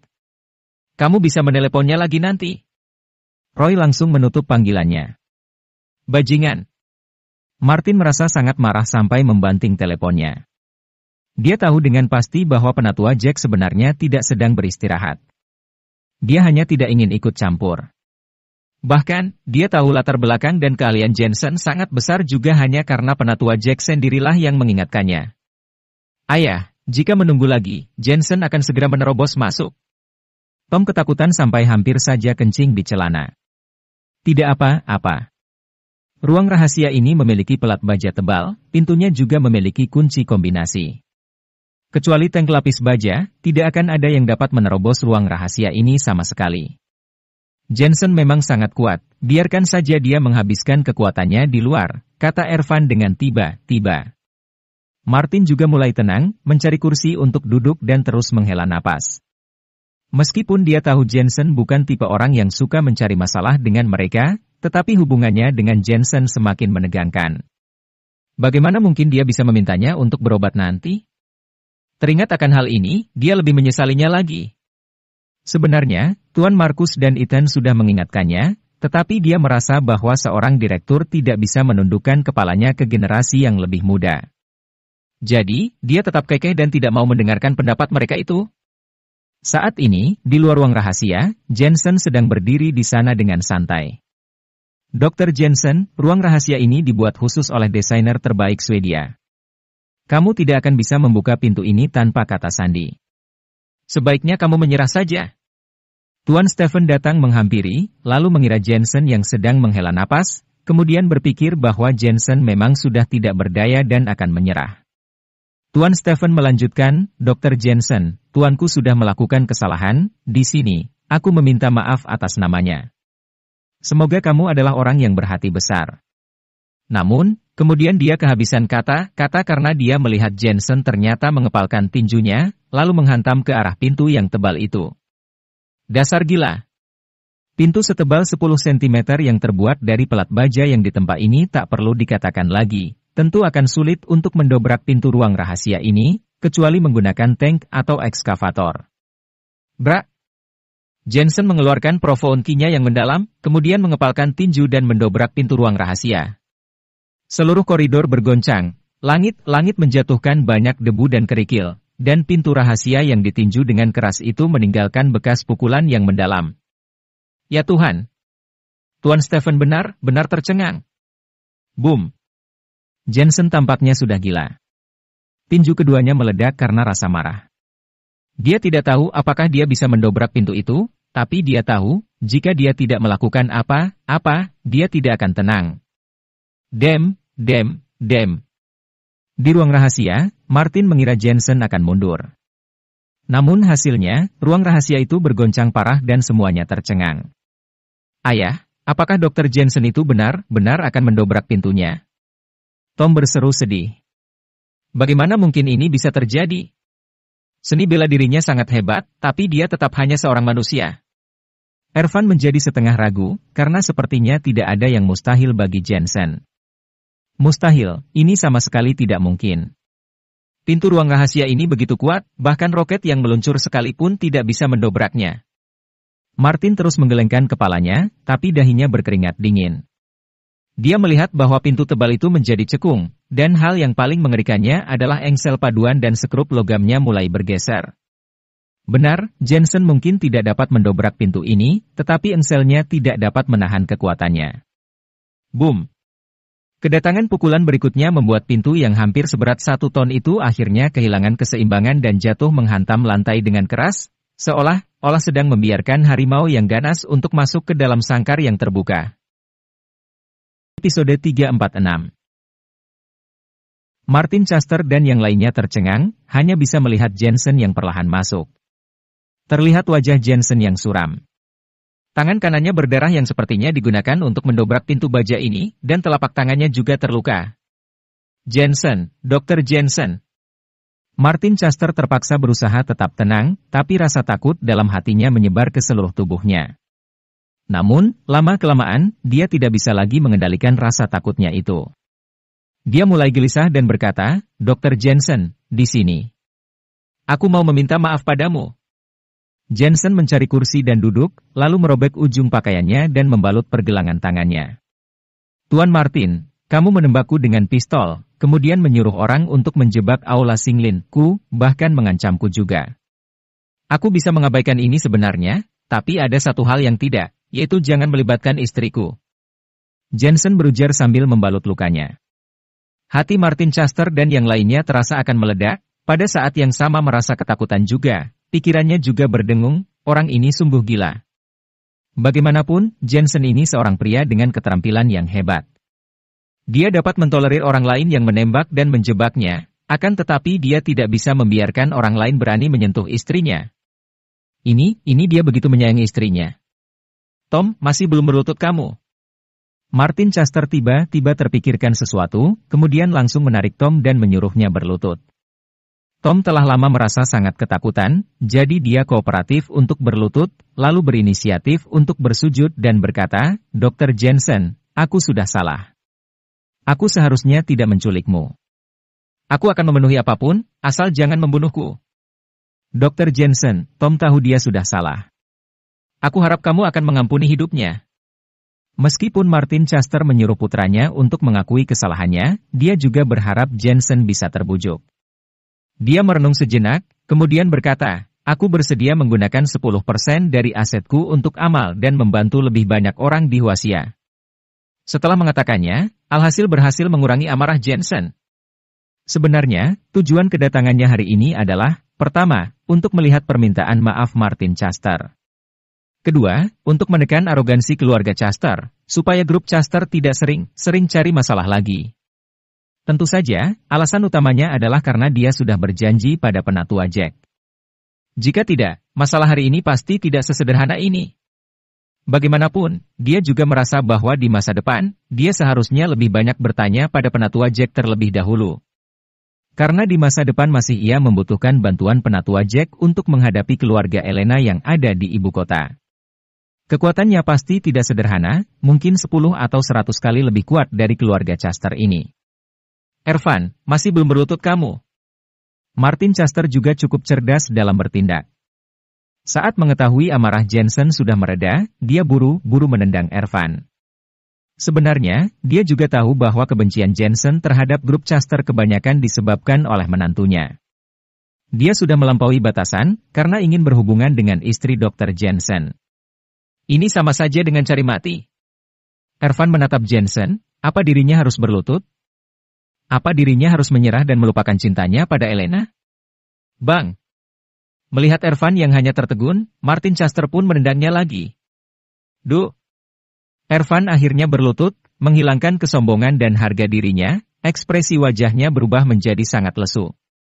Karena dia tahu bahwa setelah berlutut ini, dia harus meninggalkan wanita yang dicintainya selamanya. Lagi pula, dia juga tidak memenuhi syarat untuk mengejarnya. Setelah membalut pergelangan tangannya, Jensen berjalan perlahan menuju Ervan dan berdiri di hadapannya. Dia terdiam sejenak. Namun, Ervan merasa keheningan ini seperti berlangsung setahun lamanya. Dia sangat takut jika Jensen tiba-tiba akan memukulnya. Tubuh dan tulangnya tidak bisa dibandingkan dengan pelat baja. "Apakah kamu takut padaku?" Tiba-tiba, Jensen berbicara. Ervan masih menundukkan kepalanya, bahkan tidak berani menatap Jensen. Tubuhnya secara perlahan mulai semakin gemetar. Dia takut, bagaimana mungkin dia tidak takut? Bahkan ayah mertuanya saja, seorang Taipan Asmenia mau menundukkan kepalanya. Jadi, siapa dia, jika tidak merasa takut padanya? Jensen menambahkan, apa kamu tahu kenapa aku tidak pernah memukulmu? Ervan berkedip. Sebenarnya, dia juga ingin tahu jawabannya. Bagaimanapun, orang-orang seperti Jensen akan sangat mudah jika ingin memukulnya, sesederhana membunuh lalat. Jensen menjawab dengan pelan, karena aku tahu, kamu tidak sebanding. Apakah kamu masih ingat saat pertama kali kita bertemu? Saat itu, kamu menerobos lampu merah, membahayakan teman sekelasmu, Laila yang sedang mengandung. Saat itu, kamu sudah melalaikan tanggung jawabmu, dan aku tahu kamu akan sulit menjadi orang besar. Saat itu, aku sudah tidak menganggapmu sebagai sainganku. Aku memberimu kesempatan untuk berbalik, untuk berjuang lagi. Namun pada akhirnya, kamu hanya menyia-nyiakannya saja. Saat kalimat terakhir ini terucap, hati Ervan seperti terpecah menjadi ribuan bagian, benar-benar merasa putus asa. Soal keterampilan, dirinya tidak bisa dibandingkan dengan Jensen. Melihat latar belakangnya, dia tidak sebagus Jensen. Apalagi yang dia punya? Ervan terlihat seperti anjing yang kehilangan arah. Kemudian Jensen hanya merendahkannya dan mengabaikannya, lalu mendekat ke Martin, menatapnya dengan samar. Martin tetap menundukkan kepalanya. Kejadian ini sangat mirip dengan kejadian di kapal pesiar saat itu. Namun saat itu, alasan dia menundukkan kepalanya adalah untuk menghormati bos Asmenia. Namun kali ini, memang karena dirinya benar-benar ketakutan akan Jensen. Tuan Martin, aku sudah mengajari anakmu, mengajari menantumu, apakah kamu tidak keberatan? Jensen tiba-tiba berbicara. Walaupun sebenarnya hati Martin merasa enggan, tapi apa boleh buat, dia hanya bisa menjawab, aku tidak keberatan. Jensen bertanya lagi, aku sudah mendobrak pintumu, menginjakkan kaki di rumahmu, apa kamu keberatan? Aku tidak keberatan. Martin menundukkan kepalanya dan mengakui kesalahannya. Terakhir kali di tepi pantai, kamu bilang bahwa aku terlalu sombong. Kemudian, aku bilang kenapa aku tidak bisa sombong, kan? Itu karena aku bisa mengendalikan hidup dan matimu. Sekarang apakah kamu percaya? Suara Jensen terdengar lagi, mengguncang seluruh tubuh Martin Chester. Apakah percaya? Jika sebelumnya, bahkan sehari yang lalu, dia sedikitpun benar-benar tidak mempercayainya. Tapi sekarang, apakah dia masih punya alasan untuk tidak mempercayainya? Hanya ada satu kalimat di benaknya. Dengan latar belakang dan kekuatan Jensen saat ini, mungkin di seluruh Asmenia, hanya Tuan Lukas dan PT Glory yang dapat bersaing dengannya. Dia hanya seorang dokter biasa, akan tetapi dapat sejajar dengan selebriti dan bos dari manapun, bahkan meremehkan semua orang. Ini sungguh tidak masuk akal. Setelah ini, makanlah dengan tangan kiri. Jensen berkata lagi, kemudian telapak tangannya menyentuh lengan kanan Martin Chester, mentransfer profound key-nya. Klik. Lengan Martin Chester patah. Dia mendengus kesakitan, tetapi tidak berani mengatakan sepatah kata pun. Dia tahu ini adalah peringatan dari Jensen, sebuah peringatan keras darinya. Bahkan menurutnya, jika dia tidak merendah ke Jensen hari ini, mungkin hari ini dirinya sudah dibunuh olehnya. Setelah Jensen pergi, seluruh anggota grup Chester berani mendekat. Namun saat kembali ke manor yang luas, semua orang hanya bisa terdiam. Tidak ada yang boleh menyebarkan kejadian hari ini. Jika ada yang mengumbarnya, jangan salahkan aku yang tidak akan segan lagi. Martin Chester memandangi semua anggotanya dengan dingin, kemudian memberitahu Master, siapkan 10% dari aset grup Chester untuk amal. 10% dari grup Chester. Raut wajah semua keluarga ini langsung berubah drastis. Grup Chester memiliki aset puluhan miliar, dan 10% dari grup ini bertotal lebih dari 1-2 miliar. Apalagi, likuidasi industri yang sembrono pasti akan menimbulkan gejolak yang besar. Lakukan saja apa yang aku katakan. Martin Chester tidak menjelaskan terlalu banyak. Sekarang ini, dia hanya ingin Jensen untuk tenang. Karenanya, dia akan melakukan apapun. Keesokan harinya, pasar saham grup Chester langsung bergejolak. Seperti seluruh tubuh yang dapat digerakkan karena satu helai rambut saja, seluruh Asmenia juga bergejolak karenanya. Jangankan rakyat jelata, bahkan pengusaha kaya, besar, dan kecil juga telah terpengaruh. Aset mereka telah menyusut secara drastis. Episode 347. Jensen kembali ke villa untuk beristirahat tadi malam, kemudian keesokan harinya melihat berita besar itu. Dia juga tidak terlalu peduli tentang itu. Meskipun pasar saham grup Chester berada dalam kekacauan besar, akan tetapi aset industri yang digunakan untuk amal akan secara tidak langsung juga membantu banyak orang. Kring, kring. Saat ini, telepon berdering. Jensen melihat teleponnya dan langsung tersenyum masam. Benar saja, penatua Jack yang menelepon. Jensen, apa kamu punya waktu? Aku akan menunggumu di taman seperti waktu itu. Penatua Jack tidak basa-basi lagi. Jensen tidak punya pilihan selain meminta Johnny untuk mengantarnya ke sana. Bagaimanapun, SIM Jensen juga telah dicabut. Tak lama kemudian, ketika Jensen tiba di taman waktu itu, dia melihat dengan diam-diam penatua Jack yang sedang bermain catur dan minum. Saat melihat Jensen, penatua Jack langsung meninggalkan permainan catur itu, kemudian mengambil sebotol anggur kecil dan memanggilnya untuk berjalan santai di sepanjang taman. Jensen, apakah kamu menganggap kata-kataku sebagai angin lewat saja? Penatua Jack menyesap anggur sembari mengatakannya. Penatua Jack, bukankah aku melakukannya sesuai dengan arahanmu? Jensen berpura-pura bodoh. Arahanku? Bukan aku yang memintamu pergi dan mencari masalah dengan Tuan Chester. Sekarang sudah terjadi. Mereka telah menjual saham mereka. Seluruh Asmenia mengalami kekacauan drastis. Harga barang dan properti, semuanya terpengaruh. Penatua Jack tersenyum sengit. Penatua Jack, bukankah kemarin Anda yang memberitahuku bahwa aku harus lebih terkendali dalam melakukan sesuatu dan jangan berlebihan? Jadi, aku hanya memberikan pelajaran yang pantas saja. Pelajaran yang pantas? Aku dengar kamu mengajak dua pengawalmu, bahkan meledakkan ruang rahasia mereka. Rumor ini. Penatua Jack, siapa yang memberitahumu? Apakah Tuan Chester? Dia masih berani mengadu di depanmu? Mendengar perkataan pedas Jensen, penatua Jack hanya bisa terus menggelengkan kepalanya sembari memarahinya, lupakan sajalah. Sebenarnya sudah cukup untuk menekan grup Custer saja, agar keluarga kaya dan berkuasa ini bisa menjaga sikap saat berada di atas, karena mereka bisa mengontrol ekonomi kota Asmenia. Tapi anak dan menantunya ini susah diatur dan keterlaluan, memang pantas mereka mendapatkannya. Ini juga bisa menjadi pelajaran bagi keempat keluarga besar itu.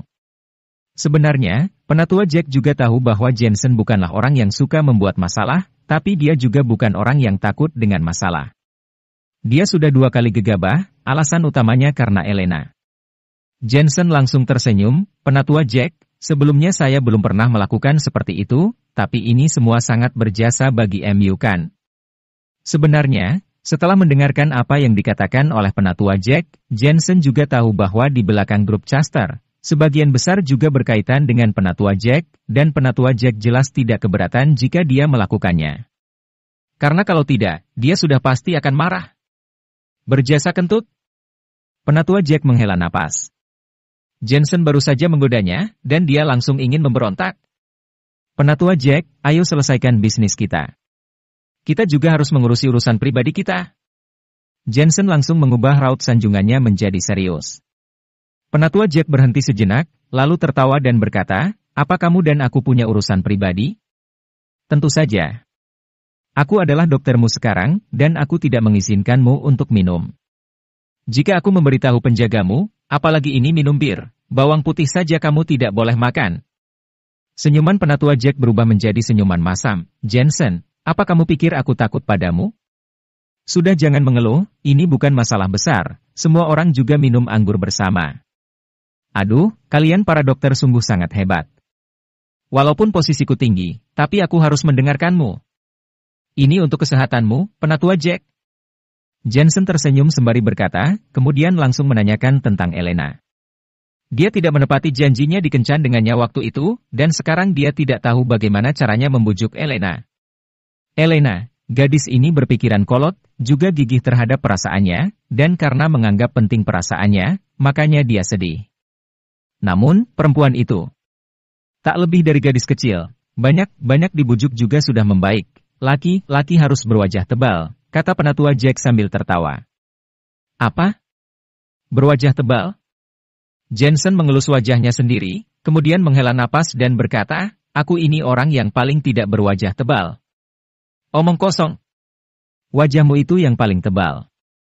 Selama aku berada di kehidupan militer, tidak pernah aku melihat orang yang kurang ajar sepertimu ini. Penatua Jack memarahinya. Kebetulan ada warung makan di pinggir jalan saat berjalan santai bersama dengan penatua Jack. Keduanya duduk di sana dan memesan kebab dan bir untuk disantap. Yah, birnya tidak terasa. Penatua Jack biasanya tidak berani terlalu sombong. Apalagi minum bir, bahkan dia tidak bisa mencium aroma bir itu.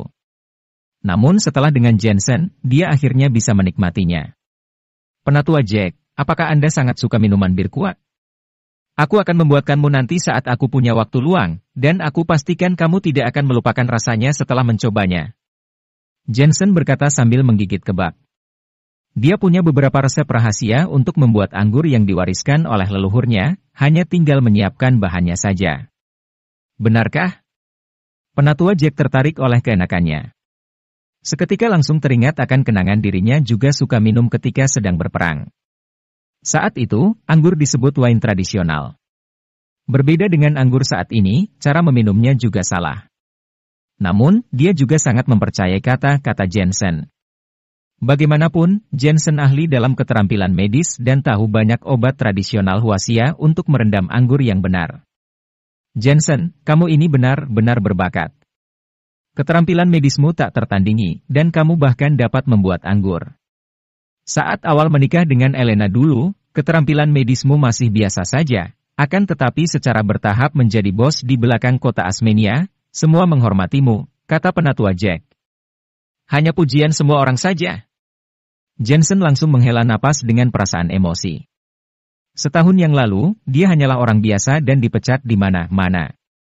Setahun kemudian, dia bahkan mampu melawan grup Custer, dan Taipan besar Asmenia pun tidak berani ikut campur dengannya. Sebenarnya, semua ini diperoleh dari keterampilan medisnya, bukan karena seni bela dirinya. Lagi pula, Seperti yang dikatakan penatua Jack, dia memang bisa bertarung, tapi apakah bisa melawan tentara? Tanpa relasinya, dia tidak bisa pergi dengan tangan kosong. Sebaliknya, keterampilan medis yang membuat relasinya besar, membuatnya bertahan di Asmenia. Jensen, aku lihat-lihat, kamu terus menjadi lebih kuat untuk Elena, kan? Jika tidak ada Elena, mungkin kamu masih menjadi orang biasa sekarang.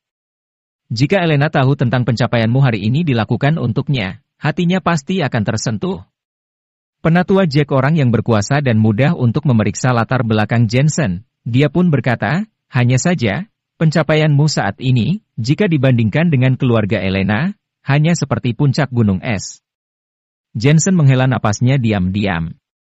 Penatua Jack sebenarnya benar. Betapapun hebatnya dia, dan berapa banyak pun orang yang menghormatinya, itu semua hanya di Asmenia. Namun di luar Asmenia, dia hanyalah seorang pendatang baru. Sudahlah, jangan membicarakan ini lagi.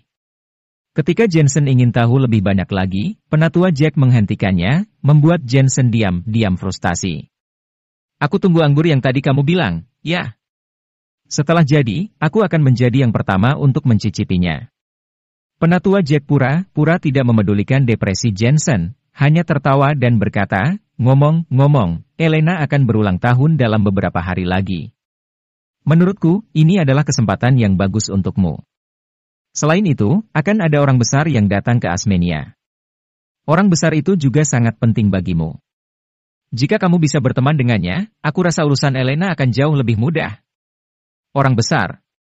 Jensen seketika langsung terpikirkan apa yang dikatakan oleh Rektor David kepadanya, dirinya pun segera mengingatnya. Bagaimanapun, penatua Jack sudah mengisyaratkan itu, lalu dia tersenyum dan berkata, ayo, penatua Jack, minum lebih banyak lagi. Aku akan meresepkan obat untukmu supaya minuman ini tidak memberikan efek apapun kepada Emu. Haha, senang bisa bersama denganmu. Penatua Jack berkedip karena gembira, dan lanjut meminum satu botol bir selanjutnya. Episode 348. Hari ini, ada seorang penyanyi yang tampil di panggung pasar malam, yang juga merupakan hiburan dari restoran terdekat. Jika ada tamu yang ingin merequest lagu, maka penyanyi tersebut akan membawakannya. Dengar beberapa tahun yang lalu, panggung ini pernah memunculkan seorang penyanyi papan atas, oleh karena itu hal ini membuat para penyanyi jalanan suka datang ke sini untuk tampil. Pada saat ini sesosok wanita muda montok melangkah ke atas panggung. Meskipun wajahnya tampak biasa saja, tetapi dia bernyanyi dengan sangat baik. Di malam yang sunyi ini suaranya semerdu suara alam. Bagus. Semua orang yang sedang menikmati anggur pun bertepuk tangan. Selesai menyanyi satu lagu, ada lagu yang request lagu lain. Penatua Jack tengah memakan udang karang sambil sesekali meminum seteguk anggur. Dari wajahnya terlihat dirinya tampak sedang menikmati lagu yang dibawakan itu sambil terus menggelengkan kepalanya. Jensen juga berpikir bahwa lagu itu bagus, suaranya juga bisa dibandingkan dengan Elena. Kemudian Jensen menoleh dan seketika menyadari wanita itu agak familiar dalam benaknya. Ternyata itu adalah Olivia. Setelah berpikir akhirnya Jensen mengerti, beberapa hari yang lalu Jensen mendengar teman sekelas Olivia mengatakan, biasanya Olivia juga bernyanyi di restoran untuk membantu keluarganya mencari uang. Tak disangka ternyata dia bernyanyi di sini. Lumayan. Penatua Jack sangat tertarik dengan suaranya, dia mengangguk-anggukan kepalanya dengan sangat puas. Jensen buru-buru memanggil pelayan, lalu meletakkan uang 200 yuan di piringnya dan meminta pelayan itu untuk segera memberikannya kepada Olivia. Melihat pemandangan ini, penatua Jack tertawa terbahak-bahak, Jensen, aku tidak menyangka kalau kamu punya hobi lain. Setelah Olivia selesai bernyanyi di atas panggung, beberapa pelayan langsung memberikan tip. Selain 200 yuan ribu dari Jensen ada 50 yuan lainnya yang tersebar, tip dari Jensen dan penatua Jack lah yang paling banyak. Bagaimanapun, kebanyakan pelanggan yang datang ke sini adalah kelas pekerja, jadi tidak peduli seberapa murah hati mereka akan membatasi tip yang mereka berikan. Olivia berterima kasih kepada para penonton, begitu dia berterima kasih kepada Jensen, senyum bahagia pun muncul di wajahnya, lalu langsung turun panggung untuk berterima kasih kepada Jensen. Suaramu sangat bagus, teruslah bernyanyi. Tuan mudaku ingin mendengarnya lagi. Tepat pada saat ini, seorang gangster melemparkan setumpuk uang ke lantai sambil berteriak, "Bernyanyilah sampai tuan mudaku pergi dari sini dan uang ini akan menjadi milikmu. Jika tuan mudaku belum pergi maka kamu harus terus bernyanyi." Olivia menatap uang yang dilempar ke tanah, sepertinya segepok uang itu berjumlah Oktober 20.000 yuan, tapi jika dia benar-benar bernyanyi lagi maka tenggorokannya akan rusak. "Tamu yang terhormat, tapi waktu tampilku sudah habis. Sudah saatnya penyanyi lain yang tampil." Olivia menjawab dengan nada yang tergesa-gesa. Apa yang dia katakan adalah fakta. Ada batasan waktu bagi setiap orang untuk bernyanyi di sini. Biasanya setiap penyanyi akan diberikan waktu sekitar setengah jam, kemudian mereka akan pergi ke tempat lain untuk bernyanyi. "Siapa yang berani tampil?" "Tuan mudaku sudah berkata kalau dia ingin kamu yang bernyanyi." Gangster itu mendengus dingin. "Tuan mudaku jarang lewat sini, begitu dia mendengar kamu bernyanyi dia berpikir suaramu sangat bagus, makanya dia langsung ingin mendengarkan lagi. Dia sudah berkata kalau suaramu begitu merdu, entah jika tenggorokanmu serak akan terdengar bagaimana, oleh karena itu dia ingin melihat. Dan ini keterlaluan, dia ternyata ingin mendengar suara Olivia ketika serak." Harus dikatakan sepertinya tuan muda ini memiliki selera yang berat. Meskipun Olivia telah biasa dengan sikap tidak hormat para tamu, tetapi ini adalah pertama kalinya dia mendapatkan perlakuan diremehkan seperti ini, kemudian dia berkata sambil tersenyum, "Terdengar bagaimana, oleh karena itu dia ingin melihat. Dan ini keterlaluan, dia ternyata ingin mendengar suara Olivia ketika serak." Harus dikatakan sepertinya tuan muda ini memiliki selera yang berat. Meskipun Olivia telah biasa dengan sikap tidak hormat para tamu, tetapi ini adalah pertama kalinya dia mendapatkan perlakuan diremehkan seperti ini, kemudian dia berkata sambil tersenyum, "Maaf, tapi saya sudah tidak tahan lagi, permisi." Setelah ucapan itu dilontarkan, Olivia langsung beranjak pergi. "Siapa yang menyuruhmu pergi? Kamu tidak bisa pergi sampai kamu selesai bernyanyi hari ini." Saat ini, beberapa pria berjas hitam langsung keluar untuk menghentikan Olivia. Sekilas para gangster ini bukanlah gangster biasa, temperamen mereka sangat dingin. Sepertinya mereka adalah pengawal yang ditugaskan untuk menjaga seorang tuan muda dari sebuah keluarga besar. Semua orang-orang yang ada di sekitar Olivia tidak berani ikut campur.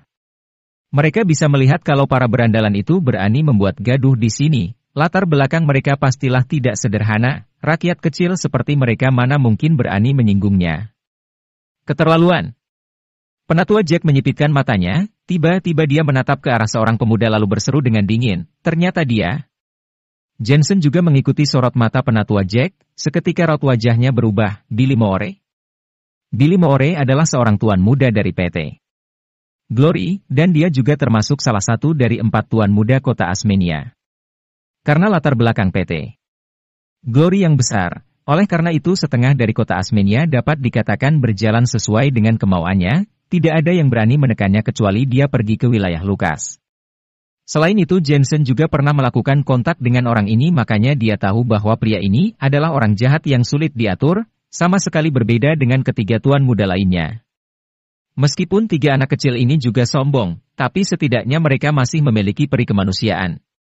Sebaliknya, Billy ini berbeda, pria ini sama sekali tidak memiliki kemanusiaan dalam hatinya, jika dia bertindak maka dia akan melakukannya sampai ke akarnya. Pemuda dari keluarga Moore ini lama-lama semakin melanggar hukum saja. Seru penatua Jack dengan nada yang dingin, dia juga sangat familiar dengan PT Glory. Jensen juga pernah disinggung oleh Billy, tapi Jensen selalu tidak ambil hati. Namun, sekarang Billy sedang mencari masalah dengan Olivia, jadi tentu saja dia tidak bisa diam saja. Selain itu ada penatua Jack yang hadir di sini, maka Jensen akan jauh lebih nyaman untuk melakukan apapun. "Siapa yang menyuruhmu pergi?" Detik ini, beberapa pria berbaju hitam hendak menggendong Olivia kembali ke atas panggung. Namun, tidak seperti sebelumnya lagi, Olivia bukan lagi gadis yang takut akan masalah. Hanya melihat dia dengan cepat kabur ke tepi oven dan mengambil beberapa tusukan besi kebab untuk membela diri, "Kalian jangan mendekat." Masih menolak sepertinya. Raut wajah para pria berjas hitam itu terlihat dingin. "Suruh dia bernyanyi sepanjang malam." Pada saat ini, terdengar suara yang dingin, hanya terlihat Billy sedang duduk sambil menikmati sate sapinya. Dia berseru tanpa repot-repot menatap Olivia. Biasanya, Billy juga jarang datang ke restoran kecil seperti ini, tetapi bukan berarti dia tidak akan mengunjunginya juga. Alhasil sekali dia datang langsung melihat ada orang yang berani menentangnya. Hal ini membuat suasana hatinya menjadi buruk, karena dari kecil dia tidak suka orang lain melawan keinginannya. Begitu seseorang melakukan ini, dia akan menggila dan histeris. Tuan Billy sudah berbicara, tidak juga segera bernyanyi. Melihat Tuan Billy sudah membuka mulutnya, beberapa pria berjas hitam langsung berjalan ke arah Olivia dengan langkah yang lebih cepat untuk menangkap Olivia kembali ke atas panggung. Jika kalian mendekat lagi, maka aku tidak akan segan. Olivia agak panik lalu melihat ke kiri dan ke kanan, tiba-tiba dia mengambil arang dari oven dan melemparkannya. Brak! Ada seorang pria berbaju hitam langsung melompat-lompat saat dilempar arang panas ke lengan bajunya. Hal ini membuat beberapa orang di sekitarnya langsung menghindar. Namun, salah satu arang jatuh pada setelan putih Billy Moore setelah itu muncul bercak hitam di setelannya. Apaan ini? Kamu cari mati? Beberapa pria di sekitarnya sudah akrab dengan temperamen Tuan Billy, jadi mereka tahu kalau Tuan Billy murka dia akan menerkam Olivia dan melumpuhkan wanita murahan ini. Olivia yang ketakutan dan panik hanya bisa terus-menerus melemparkan arang api. Tetapi orang-orang yang ada di sekitarnya memakai pakaian mereka untuk menghalangi, sama sekali tidak takut dengan arang yang Olivia lempar. Beberapa detik kemudian ada orang yang mendekat ke arahnya dan langsung menangkap Olivia. Olivia pun tanpa sadar langsung mencapit sebuah arang panas untuk menghancurkannya. Tidak apa-apa, ada aku di sini. Tapi belum sempat arang itu dia lemparkan, pergelangan tangan Olivia langsung digenggam. Ketika mendongakkan kepalanya dia melihat sosok yang tidak asing berdiri di hadapannya. Pemandangan ini mirip dengan yang terjadi di rumah sakit afiliasi Universitas Kota Asmenia. Siapa lagi kalau bukan Jensen? Ternyata kamu. Di saat yang sama, Billy juga melihat sosok Jensen. Emosinya pun langsung meledak lagi. Terakhir kali dia melihat Jensen di kapal pesiar Jensen telah menang judi darinya. Kemudian Jensen juga menyelamatkan Lucas, ditambah lagi Jensen telah menindas adiknya, oleh karena itu menyangkut Jensen, Billy selalu dendam pada Jensen. Dr. Jensen, keterampilan medismu luar biasa, dan kamu adalah sosok yang dihormati, sebagai warga kota Asmenia sungguh suatu kehormatan besar bisa mengenalmu. Seru Billy Moore sambil bertepuk tangan dan tertawa sopan. Episode 349. Orang yang mengenal Billy juga tahu kalau Billy sudah sopan kepada seseorang, itu artinya orang tersebut benar-benar dalam masalah. Dan jikalau Billy telah melontarkan kata-kata jahat kepada orang lain, itu artinya orang tersebut tidak dapat memasuki hati Billy. Semua pengawal diam-diam merasakan iba pada Jensen karena dia begitu sial.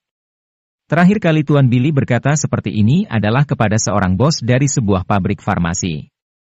Alhasil, keesokan harinya, pabrik farmasi itu ditutup dan bos itu dijatuhi hukuman penjara selama puluhan tahun karena pembunuhan, bahkan keluarga bos itu juga meninggalkan kota Asmenia dalam semalam. Satu keluarga besar yang baik pun bisa Tuan Billy hancurkan. Meskipun orang lain tidak tahu alasannya, tapi bagaimana mungkin mereka tidak tahu kalau semua ini adalah ulah Tuan Billy. Hal yang paling mengerikan adalah, Tuan muda Billy hanya memfitnah bos pabrik farmasi itu, dan bos ini tidak berani melawan bahkan menerimanya mentah-mentah. Dengar-dengar Dr. Jensen adalah seorang menantu rumahan dan istrinya adalah wanita cantik kota ini, Elena Lawrence, kan? Lantas kenapa kamu malah mencari pelacur di sini? Billy seperti sedang berbicara dengan seorang temannya. Karena aku bosan. Jawab Jensen sambil terkekeh. Karena bosan jadi kamu mencari pelacur? Kalau begitu dengan kata lain Dr. Jensen tidak setujukan kalau aku menyentuh ini? Billy mengangguk, baiklah, demi wajah Dr. Jensen akan aku berikan, tapi Jensen kamu jangan menghalangi semua bawahanku, lantas dengan ini masalah ini akan aku lupakan. Jika kamu menghalangi, maka aku akan membuatmu melihat bagaimana aku menelanjangi ini dan melemparkannya ke tengah jalan untuk bernyanyi. Para pengawal pun langsung tertawa mencibir begitu ucapan ini dilontarkan. Inilah temperamen Tuan Billy, meskipun di luar ucapannya sopan, tapi diam-diam dalamnya masih sangatlah kejam. Hal yang paling langka adalah jelas-jelas dia ingin menyerang tetapi atas nama teman dia tidak melakukannya. Seketika hati Jensen menjadi dingin, tanpa berbicara, Jensen melakukan gerakan kecil di mulutnya, kamu seorang idiot. Meskipun Jensen tidak mengeluarkan suara, tapi Billy masih bisa memahaminya dari gerakan mulutnya, namun dia hanya terkekeh. Aku tidak tahu apa yang Dr. Jensen ingin katakan. Kamu seorang idiot. Jensen masih menggerakkan mulutnya. Ini adalah yang kedua kalinya Jensen mengejek Billy. Tidak bisakah kamu langsung mengatakannya? Emosi Billy mulai meluap. Di kota Asmenia yang luas ini, Jensen lah orang pertama yang berani memakinya idiot. Aku bilang, kamu adalah seorang idiot besar. Kali ini, Jensen langsung meneriakkan ejekannya. Orang-orang yang berada di sekitarnya pun ketakutan. Meskipun mereka tidak tahu siapa Billy, tapi melihat dari penampilannya tampaknya dia bukan orang biasa. Sebaliknya Jensen yang mengenakan pakaian biasa, jelas-jelas hanyalah rakyat kecil. Seorang rakyat kecil berani mengutuk orang? Bukankah ini sama saja mencari perkelahian? Benar saja, raut wajah Billy menjadi suram, sangat sulit baginya untuk pertahankan sikap sopan sebelumnya, lalu dia mendengus dingin. Jensen, kamu benar-benar cari mati. Haha, aku pikir kamu selalu tenang, bukankah sekarang sudah benar? Dari awal kamu sudah memberikan tatapan tidak suka, jadi untuk apa berpura-pura sopan, seru Jensen sambil tersenyum pelan. Melihat Jensen berani memaki Tuan Billy, salah satu pengawal Billy langsung menunjuk Jensen dan menegur, beraninya kamu memaki Tuan Billy. Hidupmu tidak akan panjang. Aku paling tidak suka ditunjuk. Tiba-tiba Jensen meraih jari pengawal itu kemudian memobilisasi ki-nya dan, krak, jari pria itu patah jadi dua, rasa sakit yang tajam membuatnya berteriak histeris. Lawan dia. Beberapa orang di sekitarnya juga sangat murka lalu satu persatu dari mereka langsung bergerak. Apa yang ingin kalian lakukan? Apa sudah tidak ada hukum di negara ini? Tepat pada saat itu terdengar suara para orang tua menyela mereka, hanya terlihat penatua Jack dengan wajah yang suram menghampiri mereka. Sebenarnya dia tidak mau ikut campur dalam masalah ini, alasan utamanya adalah karena dia berteman dengan kakek Billy, tetapi Jensen langsung menantang Billy. Oleh karena itu dia jadi terpaksa harus keluar. Diam-diam penatua Jack juga merasa tertekan, Jensen ini benar-benar bisa memanfaatkan situasi. Orang tua, siapa yang menyuruhmu ikut campur? Aku akan menghancurkan tulang tuamu itu. Melihat penatua Jack berani campur tangan dalam masalah ini, bawahan Billy juga menjadi semakin geram, lalu meraih kursi dan ingin menghancurkan penatua Jack. Tunggu. Mana mungkin Billy tidak mengenal penatua Jack, seketika wajahnya langsung pucat pasi karena ketakutan. Di kota Asmenia yang luas, kecuali wilayah milik Lukas, sebenarnya PT. Glory juga takut pada beberapa tokoh besar, salah satunya adalah penatua Jack yang mewakili wilayah militer di selatan Huasia. Betapapun kuatnya seni bela diri dan kekuasaan, tentu saja semua itu akan sia-sia jika dihadapkan dengan kekuatan militer. Penatua Jack, bagaimana Anda bisa ada di sini? Dalam sekejap Billy langsung merubah sikapnya dan menyapanya dengan hormat. Kenapa aku tidak bisa di sini? Memang aku membutuhkan izinmu untuk memakan kebab di sini, jawab penatua Jack dengan nada yang geram. Penatua Jack, bukan itu maksud saya. Lalu apa maksudmu? Aku hanya meminum anggur dan makan kebab saja di sini, tapi kamu malah tidak memberikanku kedamaian untuk itu, apakah ini maksud dari kakek MU? Penatua Jack, aku tahu aku salah. Billy hampir menangis, lalu diam-diam menatap Jensen lagi dan menemukan ekspresi bahagia di wajah Jensen. Billy pun langsung sadar, ini memang disengaja oleh Jensen. Pantas saja Jensen menyebutnya idiot, ternyata keberadaan penatua Jack lah yang membuatnya berani sombong. Kalau bukan idiot lantas apa? Jensen adalah dokterku, jika kamu berani menyentuhnya, maka sama saja dengan menamparku. Sekarang aku akan bertanya pada kakekmu, apakah dia meremehkanku, gertak penatua Jack lagi. Tidak, apa yang terjadi antara aku dan Dr. Jensen hanya sekedar kesalahpahaman belaka. Billy terkekeh, benar saja ternyata Jensen datang bersama penatua Jack ke sini, pria ini benar-benar sengaja. Salah paham? Coba kamu tanya kepada dia apakah benar salah paham, bertanya kepadaku tidak ada gunanya, seru penatua Jack dengan dingin. Seketika Billy langsung tahu kalau masalah ini akan diperhitungkan sampai akhir. Lalu dia merasa tertekan begitu menebak apa maksud Jensen, sebenarnya seberapa hebat ilmu medis Dr. Jensen.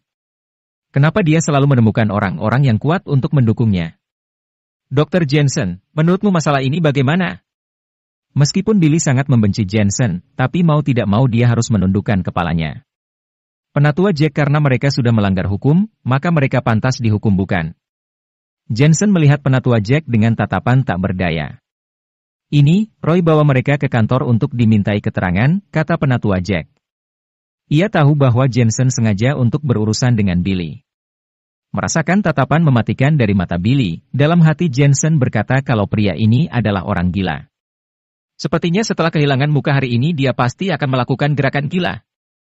Tetapi Billy juga sesat. Sebelumnya dia menginginkan Olivia bernyanyi sampai tenggorokannya serak dan bahkan dia ingin menelanjangi Olivia sambil bernyanyi. Hal ini membuat Jensen murka. Jika Jensen tidak memberikannya pelajaran apapun, lantas Billy ini akan berpikir bahwa dia dapat leluasa mengamuk di kota Asmenia. Dengan cepat Billy menahan niat membunuh dari matanya, kemudian dia menatap Jensen lagi. Dr. Jensen, sebelumnya aku telah banyak menyinggungmu, aku harap kamu masih bisa memaafkanku. Setelah ucapan itu dilontarkan, dia dan orang-orangnya dibawa pergi dengan langkah yang sangat cepat. Jensen tahu dengan koneksi Billy ia tidak akan masuk penjara, tapi dengan begini juga membuat Billy harus berpikir dua jika berurusan dengan Jensen. Mampu membungkuk dan tegas juga merupakan karakter. Penilaian Jensen terhadap Billy tiba-tiba meningkat 1 poin. Episode 350. Jensen, terima kasih banyak untuk tadi. Olivia buru-buru berterima kasih kepada Jensen. Untuk apa berterima kasih kepadaku, tapi untuk kedepannya kurangilah datang ke tempat seperti ini. Bukankah Natasha telah mengatur pekerjaan untukmu? Kenapa kamu tidak bekerja saja dengan baik? Tanya Jensen. Aku hanya ingin mencari lebih banyak uang saja. Baiklah, aku akan mendengarkanmu, kedepannya aku tidak akan datang ke tempat seperti ini lagi. Pulanglah, jangan khawatir Tuan Billy itu tidak akan berani mencarimu untuk balas dendam, benarkan penatua Jack? Ketika Jensen mengatakan ini, sorot matanya menatap penatua Jack lagi. Ternyata bocah ini bisa menggunakan kekuatannya untuk menarik perempuan, lalu dia mengangguk pada Olivia, jangan khawatir, bocah itu tidak akan berani mengganggumu lagi kalau dia datang sembarangan, aku yang akan mengulitinya. Terima kasih, penatua Jack.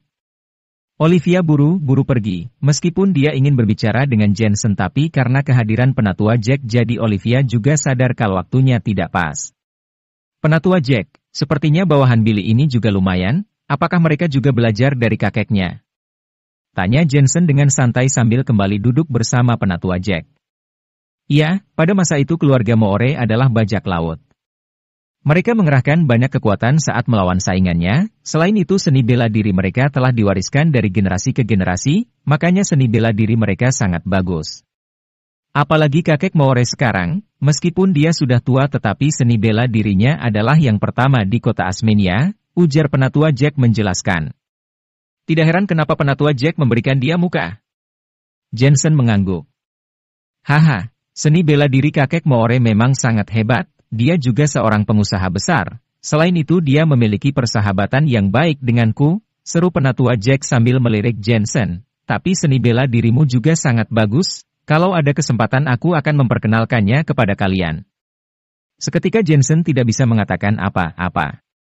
Faktanya, dia dan kakek Moore sudah pernah bertemu, tapi dia merasa seni bela diri kakek Moore bukan apa-apa, yang membuat Jensen takut mungkin hanya koneksinya saja. Jensen coba katakan kepadaku, bagaimana kamu bisa menaksir Elena? Penatua Jack, kalau aku mengatakannya, pasti Anda akan menganggap ini sebagai lelucon. Sebenarnya karena aku suka bermimpi, dan di mimpiku ini aku adalah seorang jenderal kuno dan Elena, lah putrinya. Sang jenderal akan selalu melindungi sang putri. Sial, Jensen apakah kamu terlalu banyak minum, bahkan masalah mimpi saja kamu percaya. Setelah sekian lama mengobrol dengan penatua Jack, beberapa lama kemudian, Jensen teringat dengan kencan terakhirnya yang terlambat, kemudian bergegas untuk pulang. Sesampainya di rumah, Jensen membuka pintu ruang tamu pada pukul 11. Hanya melihat orang tua Elena sedang menonton TV. Mereka pun tersentak kaget saat melihat Jensen yang masuk, lalu perlahan wajah mereka menjadi sangat senang. Ayah, Ibu. Jensen buru-buru menyapa mereka. Jensen, ada apa denganmu dan Elena? Beberapa hari yang lalu dia pulang dengan sangat sedih. Selain itu beberapa hari ini dia tidak mau makan, dipanggil juga tidak menyahut. Apakah kalian bertengkar lagi? Tanya Ibu Elena dengan raut wajah yang khawatir. Jensen menggelengkan kepalanya sambil tersenyum kecut kemudian menjelaskan, semua ini salahku, terakhir kali aku membuat kencan ke bioskop dengan Elena, tetapi aku telat jadi wajar saja kalau Elena sangat marah. Benar-benar Elena ini, padahal hanya menonton film. Kalau hari ini tidak dapat menonton, kan masih bisa besok, untuk apa dia sedih, ujar Ibu Elena dengan nada yang tidak puas. Sebenarnya Jensen tahu kalau film itu sangat penting dan bukan sekedar film, entah untuk Elena atau Jensen hal itu sama pentingnya dengan pernikahan. Tidak apa-apa, aku akan membujuknya. Jensen buru-buru menenangkannya. Namun pada saat ini Diana berlari turun dari lantai 2. Dia langsung melingkari lengan Jensen sambil berkata, Kak, cepat bujuk kakak, dari kecil sampai besar, ini adalah yang pertama kalinya aku melihat dia begitu sedih. Saking sedihnya dia tampak seperti kehilangan jiwanya. Setelah jeda sesaat, Diana berbisik lagi, bahkan ketika kalian bertengkar karena Ervan terakhir kali, dia tidak pernah sesedih ini. Aku mengerti. Jensen menepuk pergelangan tangan Diana, kemudian bergegas menuju lantai 2. Namun, ketika dia ingin membuka pintu, Jensen menemukan bahwa pintunya sudah terkunci. Hal ini membuatnya hanya bisa menggelengkan kepalanya tanpa daya. Detik ini, Elena sedang mengenakan piyama, dalam keadaan linglung tidak bisa tidur di ranjang. Beberapa hari ini dia tidak bisa tidur nyenyak dan hari ini dia tidak dapat menahannya lagi. Dia berbaring di tempat tidur dan mengistirahatkan matanya, tetapi dalam keadaan yang linglung tanpa sadar dia bergumam, Jensen. Dengan teriakan ini tanpa sadar dia langsung terbangun dan melihat hanya ada bantal dan guling di sampingnya. Hatinya pun seketika masam kembali. Meratapi kamar yang kosong, Elena menatap ke tempat tidurnya yang dia sudah kenali, tiba-tiba dia sadar tanpa Jensen kamar ini hanyalah ruangan biasa. Tetapi Elena juga merasa sangat bersalah pada Jensen, dia rasa dia telah berkali-kali menganiaya Jensen serta menghancurkan hatinya. Apalagi penatua Jack pernah berkata kepadanya bahwa faktanya Ervan telah berulang kali menjebak Jensen, dan selama ini Jensen lah yang selalu berdiri di belakangnya, tetapi Elena tidak pernah mengerti Jensen dan bahkan mengeluh tentangnya. Hal-hal inilah yang membuat Elena merasa seolah-olah dirinya seolah memiliki duri di hatinya. Ditambah lagi dengan masalah Pulau Hong Kong dan terlalu banyak hal yang lain. Sebenarnya Elena tidak menyalahkan Jensen, karena Jensen menggagalkan kencan mereka. Dia hanya merasa sangat sedih karena berpikir dialah yang telah menyeret Jensen. Elena. Pada saat ini, terdengar suara Jensen dari balik pintu yang membuat Elena merinding. Secara tidak sadar, dia ingin membuka pintu, tetapi ketika dia datang ke pintu dia seperti tertahan oleh dirinya sendiri dan air matanya pun mulai menetes. Jensen menikahinya tanpa alasan dan bahkan dia telah melakukan banyak hal untuknya, tetapi sebagai seorang istri dia benar-benar tidak memiliki muka lagi untuk bertemu dengan Jensen. Selain itu Elena juga takut kalau dirinya malah akan membawa lebih banyak masalah untuk Jensen. Elena, tolong buka pintunya dan dengarkan penjelasanku. Dengan nada yang khawatir, Jensen berkata dari luar pintu, sebenarnya malam itu ada kecelakaan, Ervan lah yang menghalangiku makanya aku datang terlambat. Aku akui keterlambatanku memang salah. Tapi tolong berikan aku satu kesempatan lagi. Kenapa? Elena tidak menjawab pertanyaan Jensen malah sebaliknya, dia bertanya kenapa Jensen begitu baik padanya. Selain itu, mengingat Ervan yang terus memberikan masalah kepada Jensen, dalam hati Elena sangat khawatir serta semakin membenci dirinya sendiri karena merasa tidak berguna. Dia bahkan tidak bisa membantu Jensen sedikitpun, dan hanya bisa menyalahkannya terus. Hal yang bisa dia lakukan hanyalah membawa masalah untuk Jensen. Elena, bagaimana kalau begini, ayo kita pergi menonton film lain. Aku sudah memesan tiketnya, aku sudah memesan tiket untuk seminggu penuh. Suara Jensen terdengar lagi. Air mata telah bercucuran di wajah Elena, kemudian dia menggertakkan gigi dan memaksa tersenyum, Jensen maafkan aku, tapi aku sedang tidak enak badan akhir ini. Aku hanya ingin menenangkan diri sendirian. Elena, ini salahku. Jensen buru-buru meminta maaf. Tidak, itu bukan salahmu, tapi salahku. Elena menghentikan Jensen dari meminta maaf, aku benar-benar tidak menyalahkanmu. Selain itu aku juga tidak memiliki alasan apapun untuk menyalahkanmu. Aku hanya sedang menyalahkan diriku saja, bisakah kamu membiarkan aku sendiri dulu? Aku mohon kepadamu, Jensen. Hati Jensen seperti ditusuk pisau, tetapi dia menghormati keputusan Elena dan hanya bisa mengangguk, baiklah, jangan kelelahan ya, aku akan kembali dulu. Setelah ucapan itu dilontarkan, Jensen langsung pergi dengan sedih. Ketika dia berjalan ke lantai pertama, Diana menghela napas, Kak, benarkan apa yang kubilang, dia tidak menyalahkanmu tapi hanya sedang sedih saja. Aku juga tidak tahu kenapa dia sedih, kakakku ini meskipun ceroboh, tapi sebenarnya dia sangat perhatian. Dia begitu sedih sepertinya karena dia merasa telah merepotkanmu, bagaimanapun dia sangat peduli dengan orang lain, dan yang paling dia takutkan adalah menyakiti satu sama lain. Hati Jensen pun terasa semakin tidak nyaman saat mendengarnya.